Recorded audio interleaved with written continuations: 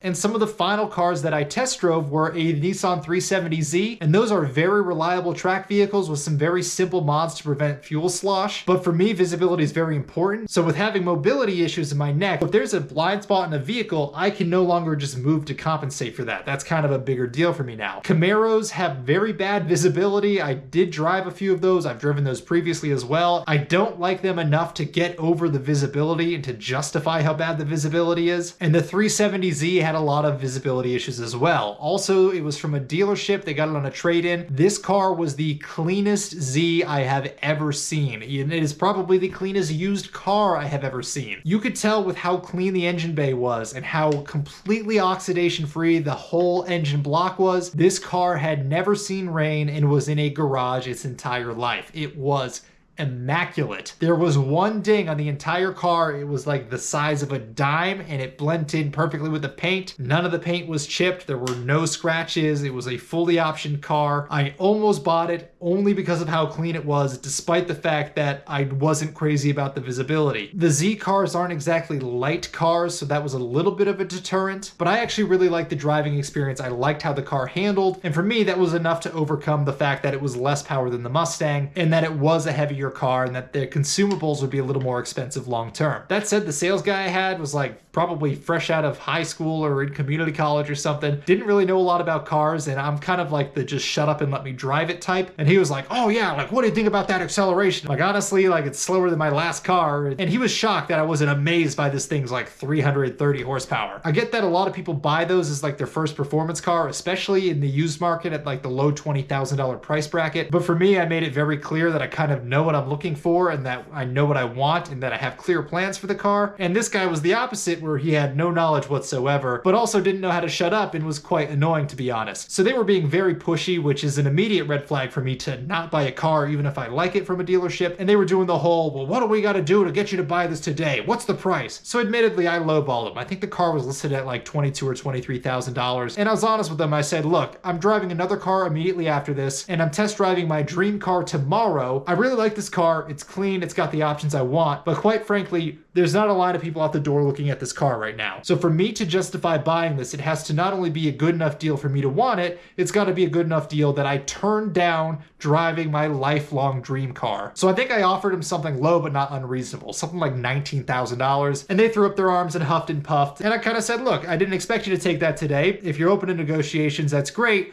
I'm gonna go drive this other car now. And that other car was a Porsche Cayman S. So I really like the 911s and the Carreras. A lot of the Porsches I looked at are obviously very expensive, but on paper, the acceleration numbers and the horsepower numbers and the performance figures just don't quite justify the price tag for me. I am obviously kind of a bargain hunter, and I look at it in terms of like performance per dollar, which is why I like the Mustang so much. It's just so much performance for a very cheap price. That's also why I really like the Viper and why I also really like the C6 and even the C5 Z06s, is you just get this incredible performance for a really low price point. And I get that the Porsche is all about the driving experience and stuff, but this is the first time I ever drove one. So I was like, this driving experience better be absolutely phenomenal for me to justify spending this much money on a car. Because even the Cayman S's at that time were $25,000 to $30,000. And that was for an example with almost 80 to 100,000 miles. So it's not exactly a low mileage car. Porsche parts are not exactly cheap. So there was a very real concern that this car was going to be expensive up front and then also be expensive down the road. So I had to really enjoy it. Now the Cayman S, as I learned, does not have a limited slip differential. So Porsche is very good at tuning their cars. On the track, it's probably not an issue. But when I was test driving it, it was an issue on 3 or 4 different distinct occasions. Now the area I test drove the car was very hilly. So the acceleration was decent. The handling was pretty good. It was very responsive. The shifter feel was good. I think it might have had an aftermarket clutch because the clutch was like ungodly heavy. And I thought Porsches were like a very refined car, so I don't think of like the world's heaviest clutch as like a refined car thing. That said, I haven't driven another Porsche to compare it to that is a manual transmission. So the heavy clutch on its own wasn't necessarily going to rule out the car. And there was a couple stop signs I took off from that were sharp uphill corners that you like immediately had to cut the wheel hard and kind of let out the clutch pretty quick to not slide back. And also the heavy clutch kind of compounded the issue. And on those 2 times, it just did the one wheel peel even at really light throttle. And I'm talking like 1500 RPM. I'm not clutched on dumping it, this is like really reasonable takeoff speeds, it still did the one wheel peel. But even taking off at normal speeds on like relatively flat surfaces, it did it once on a painted line and then once on a somewhat dirty road. And it wasn't even like a super dirty road. Like you could just see like a little bit of sand and stuff. And I know I'm being picky by kind of demanding a limited slip differential, but to buy one and get it installed in that car aftermarket, it's like $2,000 to $3,000 in parts plus labor. So you're looking at $3,000 to $5,000 depending on the shop and depending on the parts you get, just to get a limited slip in that car. Now the one I also drove sounded like it was straight piped. It definitely had an exhaust system, but the one on it was like a little raspy. And if you've ever done any actual track driving, a lot of the tracks up here in the Northeast at least have sound decibel limits, so it can't be too loud, and that one was definitely going to be questionable. So I could swap it back to the stock exhaust, but the limited slip being kind of an issue and the really heavy clutch, I was a little bit deterred. And like I said, the performance figures, they're kind of good, but they're not good enough at that price point that I could justify that car over some of the other cars I drove. Which, drumroll please,